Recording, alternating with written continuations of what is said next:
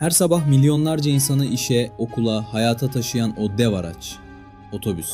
Modern şehrin nabzı. Onsuz ne trafik akar ne şehir yaşar. Ama bugün bindiğin klimalı, alçak tabanlı, sessiz elektrikli otobüs 200 yıl önce sokakta yürüyen bir grup atın çektiği tahta bir arabaydı. Attan buhara, dizelden sürücüsüz elektrikli devlere, model model, dönem dönem işte otobüsün inanılmaz evrimi. Sonuna kadar izle çünkü en şaşırtıcı kısım Türkiye'de ve gelecekte seni bekliyor. Hikaye 1826'da Fransa'nın Nantes şehrinde başlıyor. Stanislas Baudry atların çektiği büyük bir arabayla halkı taşımaya başladı. Durağın yanındaki dükkanın adı herkes için. Yani Latince omnes omnibus'tu. Halk araca kısaca omnibus dedi ve bu isim tuttu. 3 yıl sonra Londra'da George Shilibir aynı fikri getirdi. İşte dünyanın ilk toplu taşımacılığı, motor yok, sadece at gücü tam burada doğdu. Peki atları ne değiştirecekti? Cevap sanayi devriminin gücüydü. Buhar. 1833'te İngiliz mühendis Walter Hancock, Enterprise adlı buharlı otobüsünü Londra sokaklarında sefere soktu. Ama buharlı araçlar gürültülü, ağır ve tehlikeli sayıldı. Ağır yol vergileri ve yasalarla kısa sürede yollardan silindiler. Yine de otobüse motor takma fikri artık doğmuştu. Sonra beklenmedik bir şey oldu. Elektrik. 1882'de Almanya'da Werner von Siemens, Elektromot adını verdiği aracı Berlin yakınında yola çıkardı. Havadan çekilen kablolarla beslenen bu araç dünyanın ilk troleybüsüydü. Yani ilk elektrikli otobüs. Bu fikir 20. yüzyıl boyunca büyüdü. Sessiz ve dumansız troleybüsler onlarca şehrin caddelerini sardı. Elektrik otobüse ilk dokunuşunu tam 1,5 asır önce yapmıştı bile. Ama asıl devrim içten yanmalı motorla geldi. 1895'te Almanya'da otomobilin babası Karl Benz'in firması dünyanın ilk benzinli otobüsünü yaptı. Sadece 8 beygirlik bu araç Siegen ile Netfen arasındaki hatta düzenli yolcu taşıdı. Ama otobüsü attan koparıp motora bağlayan tarihi adım tam buydu. Artık geri dönüş yoktu. Motorlu otobüs çağı başlamıştı. Peki motorlu otobüs ne zaman kitlelere ulaştı? Cevap 1910'da geldi. Londra'da AEC'nin B-Type otobüsü tarihin ilk seri üretilen motorlu otobüslerinden biriydi. 2500'den fazlası üretildi. Sonuç çarpıcıydı. Sadece birkaç yıl içinde yüzyıllardır sokakları dolduran atlı otobüsler tamamen ortadan kalktı. Ve İngilizler o klasik 2 katlı tasarımı benimsedi. Tek şoför, 2 kat yolcu. Şehir içinde muazzam bir kapasite. İçeride ise sade ahşap sıralar ve dar bir merdiven. O yıllarda dert konfor değil, olabildiğince çok insanı taşımaktı. Ama otobüsün kaderini asıl değiştiren şey motorun içindeydi. 20'lerde ve 30'larda Almanya'da Büssing, MAN ve Mercedes-Benz gibi firmalar otobüslere dizel motoru taktı. Dizelin sırrı basitti ama güçlüydü. Aynı yakıttan çok daha fazla tork, çok daha fazla menzil ve çok daha düşük maliyet. Otobüs işletmeciliği ilk kez gerçekten karlı bir işe dönüştü. Dizel sonraki neredeyse 100 yıl boyunca otobüsün kalbi olacaktı. Gücü bulan mühendisler şimdi tasarıma yöneldi. Amerika'da General Motors ve Yellow Coach 30'lar ve 40'larda Old Look denen efsane şehir otobüslerini yaptı. En büyük yenilik gövdedeydi. Ağır çelik şasiden vazgeçildi. Gövdenin kendisi taşıyıcı hale geldi. Yani monokok. Motor arkaya taşındı. Hatlar yuvarlandı. Araç hafifledi. Otobüs artık kağnı gibi bir kutu değil, akıcı, modern bir makineydi. Şoförün yeri de değişti. Kocaman direksiyon, basit göstergeler ve manuel bir vites. Sürüş hala tam bir kas işiydi. Peki uzun yol, konfor ne olacaktı? 1951'de Almanya'da Kesporer Zetra S8'i tanıttı. İsim bile yeniliği anlatıyordu. Zetra, Almanca kendinden taşıyıcı demekti. Ayrı bir kamyon şasisi yoktu. Tıpkı uçak gövdesi gibi tüm gövde tek parça taşıyıcıydı. Arka motor, geniş camlar, alçak taban. Modern turizm otobüsünün o rahat şehirler arası koçun atası tam burada Zetra ile doğdu.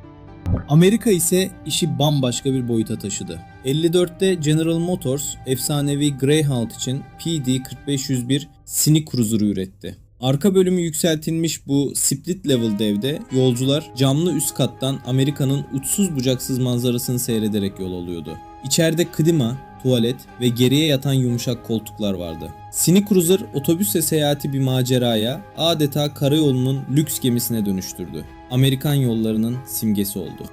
Aynı yıllarda Avrupa'da bir efsane doğuyordu. 56'da sefere giren AEC Routemaster, Londra'nın o kıpkırmızı çift katlı otobüsü bir şehrin simgesi haline geldi. Platformuyla yolcular hareket halindeki otobüse atlayıp inebiliyordu. İçerideki o meşhur kareli kırmızı koltuklar ve ahşap tabana kadar her detayı ikonikti. O kadar iyi tasarlanmıştı ki neredeyse 50 yıl 2005'e kadar Londra sokaklarında hizmet verdi. Bugün hala Londra deyince akla ilk o kırmızı otobüs gelir.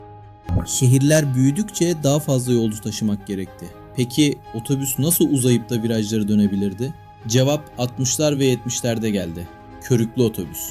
Mercedes O305G gibi modeller ortadaki esnek körük sayesinde ikiye katlanıp yine de kıvrılabiliyordu. Tek şoför, neredeyse 2 katı yolcu. Bu mafsallı devler kalabalık şehir hatlarının vazgeçilmezi oldu ve bugün hala her yerdeler. Konfor yarışı da hız kesmiyordu. 60'larda Alman neoplan Enheischung Globetrotter ile yükseltilmiş yolcu katı fikrini getirdi. Yolcular yukarıda panoramik pencerelerden manzarayı izlerken bagaj alta yerleşiyordu. Sonra efsane Skyliner ile tam çift kata çıktı. İçeride geniş aralıklı, geriye yatan koltuklar, okuma lambaları, hatta mini mutfak, uzun yolculuk artık bir yorgunluk değil, keyifti. Bu tasarım o kadar başarılı oldu ki Neoplan Skyliner bugün hala üretiliyor. Kıtalar arası turizmin ve konforlu şehirler arası yolculuğun kapısını açtı. Ama bir sorun hala vardı. Yüksek basamaklar. Yaşlılar, bebek arabalılar, tekerlekli sandalyeliler otobüse zor biniyordu. Çözüm alçak tabanlı otobüs oldu. Fikir 70'lerde doğdu. 80'lerin sonunda MAN gibi üreticilerle seri üretime geçti. Basamak yok. Taban kaldırıma neredeyse sıfır. Otobüs durakta bir yana diz çöküp iyice alçalabiliyordu. Bu sadece bir konfor değil, bir insan hakkıydı. Artık şehir otobüsü gerçekten herkesindi. Bugün alçak taban tüm dünyada standart. Peki bugünün klasik şehir otobüsünün şablonunu kim çizdi? 97'de tanıtılan Mercedes-Benz Citaro. Alçak taban, modüler gövde, içeride geniş koridor, tutunma barları ve ayakta yolcuya bol alan. Öyle başarılı oldu ki 50.000'den fazla üretildi ve Avrupa'nın en çok satan otobüsü haline geldi. Dizel, doğalgaz, hibrit hatta elektrikli versiyonlarıyla Citaro, modern, temiz ve verimli şehir otobüsünün adeta tarifi oldu. Peki otobüs bir metro kadar hızlı olabilir mi? Cevap evet. BRT yani hızlı otobüs sistemi. Fikir Brezilya'da doğdu. Otobüse kendi özel, kesintisiz koridorunu verdiler. Bunun en çarpıcı örneği İstanbul'da. Metrobüs. Trafiğin ortasından geçen ayrı koridorunda körüklü Mercedes devleri günde 1 milyondan fazla yolcu taşıyor. Dünyanın en yoğun otobüs hatlarından biri. Ray yok, tünel yok. Sadece otobüse öncelik verildiğinde neler olabileceğinin canlı kanıtı. Ve şimdi gurur duyacağın kısım Türkiye. Çoğu kişi bilmez ama Türkiye dünyanın en büyük otobüs üreticilerinden biri. Otokar, Temsa ve BMC gibi yerli markalar ayrıca Mercedes-Benz'in İstanbul Hoşdere'deki Avrupa'nın en büyük otobüs fabrikalarından biri olan tesisi hepsi Türkiye'de üretim yapıyor. Türk otobüsleri 60'tan fazla ülkeye Avrupa'nın göbeğine ihraç ediliyor. Paris, Londra ve Roma sokaklarında Türk malı otobüsler geziyor. Otomobilde olduğu gibi otobüste de Türkiye dünya sahnesinde ciddi bir oyuncu. Peki teknoloji ilerlerken o eski ikonlar mı oldu?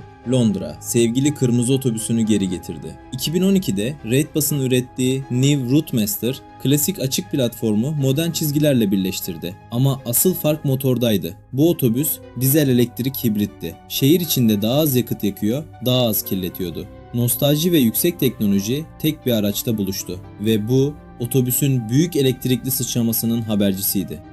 Ve bugün 200 yıllık yolculuğun en büyük dönüşü, elektrik. Bu kez kablosuz, bataryalı. Çinli BYD dünyanın en büyük elektrikli otobüs üreticisi oldu. Amerikan Proterra ve Polonyalı Solaris de bu yarışta. Çin'in Shenzhen şehri 16.000'den fazla otobüsten oluşan tüm filosunu tamamen elektriğe geçirdi. Sıfır egzoz, sıfır gürültü. Şoförün karşısında ise artık kocaman direksiyon değil, dokunmatik ekranlar ve dijital göstergeler var. O eski kas işi kabin bir uçak kokpitine dönüştü. Sessizce süzülen bu otobüsler 100 yıllık dizel çağının sonunu ilan ediyor. Şehirler birbiri ardına elektriğe geçiyor. Peki ya gelecek? İki yol birden açılıyor. Birincisi hidrojen. Solaris ve Banhol gibi markaların yakıt hücreli otobüsleri egzozdan sadece su damlatıyor ve dakikalar içinde dolduruluyor. İkincisi ise en radikali, sürücüsüz otobüs.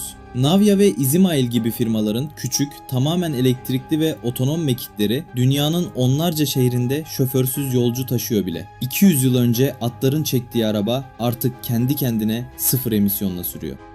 Düşün bir, 200 yıl önce sokakta yürüyen birkaç at, bugün ise sürücüsüz, sıfır emisyonlu, sessizce süzülen devler. Atlı omnibüsten Routemaster'a, Cine Cruiser'dan İstanbul metrobüsüne, Türk fabrikalarından Çin'in elektrikli filolarına, otobüs belki de insanlığın en sadık yol arkadaşı. Çünkü otobüsün hikayesi aslında bizim hikayemiz. Her sabah aynı yolda, omuz omuza, birlikte ilerleyişimizin hikayesi. Peki bir sonraki durak ne olacak? Uçan otobüsler mi? Tümüyle sürücüsüz şehirler mi? O videoyu kaçırmamak için abone ol, çanı aç. Ve söyle bakalım bu 200 yılda seni en çok hangi otobüs şaşırttı? Yorumlarda buluşalım. Bir sonraki evrimde görüşmek üzere.